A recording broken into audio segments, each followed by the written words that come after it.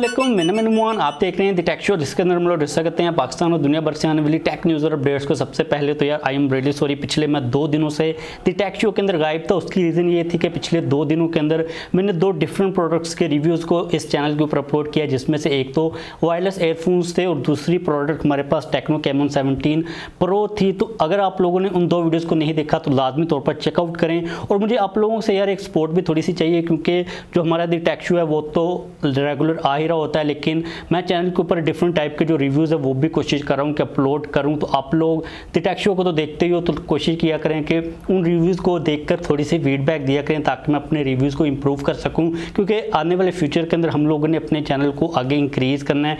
हमारा जो main focus है वो प्रोडक्ट्स के रिव्यूज़ ही हैं। ये जो हमारा द टेक शो है ये तो कैजुअल है, ये तो चलता ही रहता है। तो आप लोगों ने उन वीडियोज़ को अगर नहीं देखा तो लाजमी तौर पर चेकआउट करें, ताकि आप लोगों की मुझे फीडबैक मिल सके। इसके अलावा आज सैटरडे है और कल संडे है, तो कल इंशाल्लाह हमारी जो Q&A की वीडियो वो आएगी। तो अगर आप लोगों का कोई क्वेश्चन हो तो आप लोग नीचे कमेंट कर दीजिएगा, ताकि मैं आप लोगों के क्वेश्चंस को हमारी Q&A वाली वीडियो के अंदर इंक्लूड कर सकूं। बात करें आज की पहली अपडेट की, जो कि आ रही है Xiaomi के रिलेटेड। तो जो प्रेडिक्शंस मैंने की थी वैसे वो सभी को नज़र आ रहा था कि Xiaomi फर्स्ट ऑफ ऑल तो Huawei की स्पेस को लेगा, जो कि उसने डेफिनेटली ले लिया हुआ है। और ये चीज़ कही जा रही थी कि भाई Huawei के बाद अब जो दूसरा बड़ा मसला सैमसंग के लिए वो है Xiaomi, क्योंकि अभी रिसेंटली रिपोर्ट सामने आई है जिसके अंदर ये चीज़ बताई गई है कि अभी जो Q2 गुजरा 2021 का, उसके अंदर के स्मार्टफोन कंपनी की ग्लोबल शिपमेंट्स कितनी थी। तो उसके अंदर फर्स्ट ऑफ ऑल Xiaomi ने एप्पल को पीछे छोड़ दिया। आप लोग यहाँ पर रिपोर्ट को देख सकते हो, 83% Xiaomi की ग्रोथ हुई है। और यहाँ पर मार्केट शेयर भी Xiaomi का 17% है, जो कि एप्पल से ज़्यादा है। तो अगला जो मसला होने वाला है यहाँ पर सैमसंग को होने वाला है, क्योंकि सैमसंग के लिए जो अपनी पोजीशन को बरकरार रखना पहले पॉइंट के ऊपर वो काफ़ी ज़्यादा मुश्किल हो गया हुआ है, क्योंकि इससे पहले Huawei थ्रेट था, जिसकी अनफॉर्चुनेट सिचुएशन की वजह से सैमसंग थोड़ा सा आगे निकल गया। लेकिन मुझे लगता है कि अगर Xiaomi के लिए जो सिचुएशन है वो फेवरेबल रही, जो प्लेइंग ग्राउंड है वो इवन रही, तो Xiaomi के लिए ये चीज़ मुश्किल नहीं है कि वो सैमसंग को भी पीछे छोड़ जाए। तो मेरी तरफ से कंग्रेचुलेशंस Xiaomi को। और अगर आप लोग Xiaomi के फ़ोन्स को यूज़ करते हो, आप लोगों को थोड़े बहुत मसले आ रहे हैं MIUI के अंदर, तो होप्स हो कि Xiaomi उसके ऊपर भी काम कर ही रहा होगा। लेकिन Xiaomi के लिए काफ़ी एक बड़ी अचीवमेंट है। बात करें अगली अपडेट की, जो कि आ रही है टिकटॉक के रिलेटेड। तो भाई टिकटॉक पहली दुनिया की नॉन फेसबुक ऐप बन गई हुई है, जिसने 3 बिलियन से ज़्यादा डाउनलोड्स को कंप्लीट कर लिया, और मतलब कि 3 अरब से ज़्यादा उसके डाउनलोड्स हो चुके हुए हैं। अब यहाँ पर जो नॉन फेसबुक का वर्ड यूज़ किया है, इसकी रीज़न ये है कि जो फेसबुक है वो तो एक सोशल नेटवर्क है, और जो फेसबुक के ग्रुप के अंदर एप्लीकेशंस आती हैं व्हाट्सएप, मैसेंजर और इंस्टाग्राम वगैरह, उनको छोड़कर ये पहली ऐप है जिसने 3 बिलियन डाउनलोड्स को क्रॉस किया है, जो कि काफ़ी एक बड़ी अचीवमेंट है। और मुझे लगता है कि रीसेंट ईयर्स के अंदर जो टिकटॉक की अचीवमेंट है ना, उसको बीट करना, या फिर पबजी को भी हम लोग इंक्लूड कर लेते हैं, ये जो 2 ऐप्स हैं ना, इन्होंने काफ़ी ज़्यादा डिस्टर्ब किया। जो नए चैलेंजेस है, जो नई बाउंड्रीज़ हैं, जो नई लिमिटेशंस है, उनको इंक्रीज़ किया, उनको सेट किया है। बात करें अगली अपडेट की, जो कि आ रही है व्हाट्सएप के रिलेटेड। तो फाइनली व्हाट्सएप ने डिवाइसेस की मल्टी स्पोर्ट का जो पब्लिक बीटा वर्जन है उसको रोल आउट करना स्टार्ट कर दिया, जो कि अभी पाकिस्तान के अंदर नहीं है। अब इसको आप लोगों को मैं एक्सप्लेन कर देता हूँ। ये वो वाला फीचर नहीं है कि आप लोग अपने व्हाट्सएप अकाउंट को एक से ज़्यादा मोबाइल फ़ोन्स के अंदर यूज़ कर पाओगे। बेसिकली ये वाला फीचर आपको अलाउ करेगा कि जब आप लोग अपने व्हाट्सएप को PC के अंदर यूज़ करते हो या फिर टैबलेट के अंदर यूज़ करते हो, तो आप लोगों को उसी पॉइंट के ऊपर ज़रूरत होती है कि आप लोग अपने फ़ोन को भी नेट के साथ कनेक्ट करके रखो।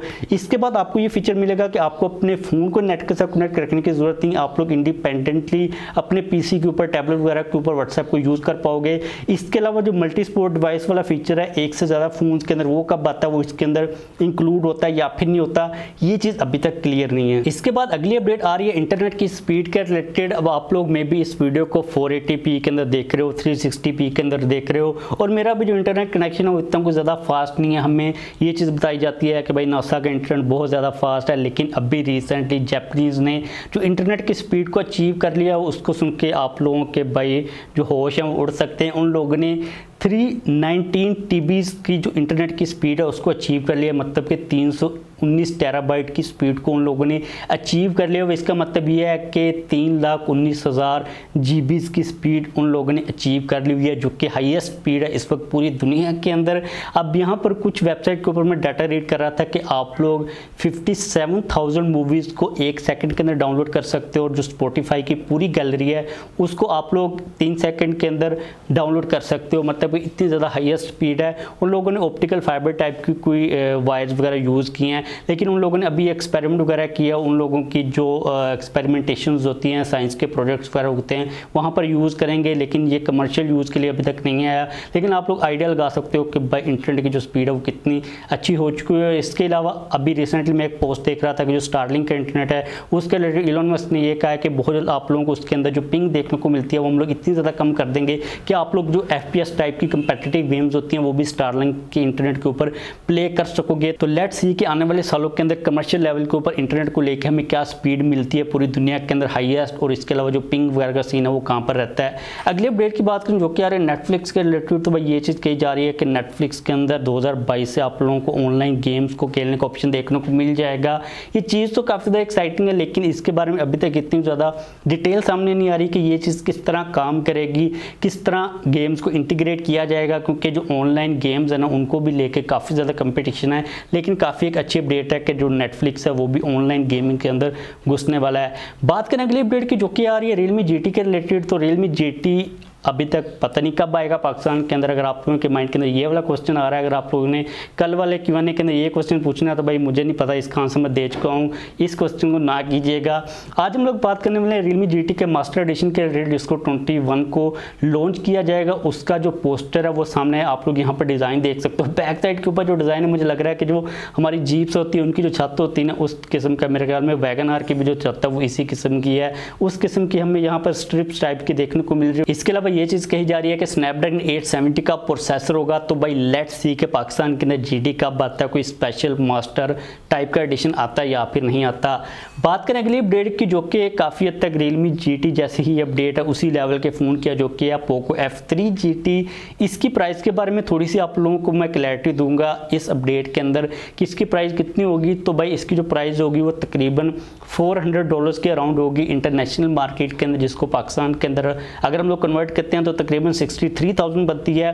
और आप लोगों ने अगर ये स्मार्टफोन को बाय करना है तो अपने माइंड के अंदर आइडिया रखिएगा कि अगर इन केस ये पाकिस्तान के अंदर आता है तो इसकी जो प्राइस होगी वो अबव 70,000 होगी। और आप लोगों को पता है कि अभी रिसेंटली पाकिस्तान के अंदर नेट एक्सेस लगे हैं और Xiaomi की फैक्ट्री तो अभी एक्टिवेट हुई नहीं है, तो अपने माइंड के अंदर इतना ज़्यादा बजट लाजमी तौर पर रखिएगा। लेकिन अगर ये इस बजट में भी आता 70 के राउंड तो काफ़ी अच्छी डील होगी। लेट्स सी कि एक्चुअल में कितनी प्राइस होती है।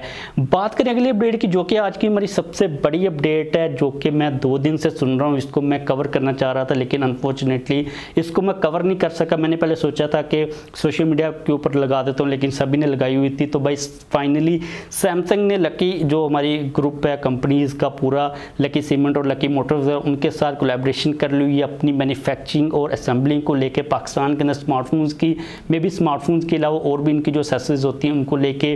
तो this is it, this is happening. मैंने आप लोगों को कहा था कि भाई Samsung end of this year तक पाकिस्तान के अंदर अपने स्मार्टफोन्स की असेंबलिंग मैन्युफैक्चरिंग वगैरह को स्टार्ट कर देगा। तो ये काम हो चुका हुआ है, ये चीज़ ऑफिशियल हो चुकी हुई है, इसी का वेट था। मुझे लगता है कि पाकिस्तान के अंदर सबसे ज़्यादा इस चीज़ को हमने ही डिस्कस किया है। हम लोग काफ़ी देर से इस चीज़ के बारे में बात कर रहे हैं कि अभी गवर्नमेंट के साथ बात हो गई है, और मैं आप लोगों से कहता था कि जब पाकिस्तान के अंदर सैमसंग आएगा तो तब पाकिस्तान के अंदर स्मार्टफोन्स की असेंबलिंग और मैन्युफैक्चरिंग का जो पूरा सीन है वो टॉप के ऊपर जाएगा। तो लेट्स सी कि भाई पाकिस्तान के अंदर एक्चुअल में मार्केट्स के अंदर मेड इन पाकिस्तान सैमसंग के फोन्स कब आते हैं, मैं काफ़ी ज़्यादा एक्साइटेड हूँ। बात करें अगली अपडेट की जो कि आ रही है Redmi Note 11 Pro के रिलेटेड। अब Redmi Note 11 सीरीज़ के रिलेटेड जो लीक्स है ना, मुझे लगता है कि एक टाइम से पहले ही आना स्टार्ट हो चुकी हुई है, क्योंकि उसकी जो फर्स्ट लुक है, उसकी जो कंसेप्ट बेस्ड टीजर वीडियो वो सामने आ चुकी हुई है, आप लोग यहाँ पर देख सकते हो। अब एक चीज़ मैं आप लोगों को बता दूँ कि ये कंफर्म नहीं है कि इसी डिज़ाइन को यूज़ किया जाएगा, लेकिन इसका जो सोर्स है वो काफ़ी डिसेंट है, जो कि लेट्स को डिजिटल है। आप लोगों को पता है कि उनकी जो लीक्स होती हैं, उनके जो रेंडर्स होते हैं, जो कंसेप्ट होते हैं, वो काफ़ी हद तक क्लोज होते हैं एक्चुअल डिज़ाइन के। तो अगर हम बैक साइड की बात करते हैं तो बैक साइड के ऊपर रेक्टेंगल को यूज़ किया जाएगा, उसके अंदर कैमरा के लेंसेज को अरेंज किया गया। अब इन रेंडर्स के अंदर जो लुक आ रही है वो काफ़ी प्रीमियम आ रही है, काफ़ी डिसेंट हमें क्वालिटी नज़र आ रही है, जिसके अंदर 3 कैमरा के सेंसर्स हैं, 2 बड़े हैं और एक साइड के ऊपर छोटा सेंसर है। अगर हम बात करते हैं टॉप साइड की, तो टॉप साइड के ऊपर हेडफोन जैक है, साथ में एक स्पीकर है, फिजिकल स्पीकर है। नीचे वाली साइड के ऊपर भी स्पीकर है, और नीचे वाली साइड के ऊपर आप लोगों को जो टाइप सी की चार्जिंग पोर्ट है वो देखने को मिल जाएगी। साइड माउंटेड फिंगरप्रिंट स्कैनर है, 5G की ब्रांडिंग बैक साइड के ऊपर है। और अगर हम लोग कैमरा के मेन सेंसर की बात करते हैं तो ये चीज़ कही जा रही है कि भाई मेन सेंसर 200 मेगापिक्सल का होगा, जो कि सैमसंग का अपकमिंग सेंसर है। तो यही वो सारी डिटेल है जो कि अभी तक के लिए लेट्स गो डिजिटल की तरफ से हमारे पास सामने आ रही है। अगेन कह दूं कि ये कंफर्म नहीं है, लेकिन इसकी जो फर्स्ट लुक है वो यही हमें मिल रही है। तो आप लोगों को ये डिज़ाइन कैसा लग रहा है नीचे कमेंट्स करके लाजमी तौर पर बताइएगा। अभी तक के लिए मैं इस वीडियो की बेस के ऊपर अपनी कोई ओपिनियन नहीं दूंगा, वैसे मुझे काफ़ी एलिगेंट टाइप का लग रहा है, लेकिन एक्चुअल में जब इसका कोई डिज़ाइन आएगा बाद में हम लोग बात कर लेंगे मुझे कैसा लग रहा है, लेकिन अभी तक के लिए काफ़ी डिसेंट टाइप का ही लग रहा है। तो बस आज के लिए हमारे पास यही टेक न्यूज़ और अपडेट्स थी। वीडियो को खत्म करते जाने से पहले अगर आप लोगों ने अब तक वीडियो को लाइक नहीं किया तो लाइक कर दीजिए। अगर आप लोगों का कोई क्वेश्चन हो तो डेफिनेटली पूछ लीजिएगा। चैनल के ऊपर नया सब्सक्राइब नहीं किया हो तो चैनल को भी लाजमी तौर पर सब्सक्राइब कर लें।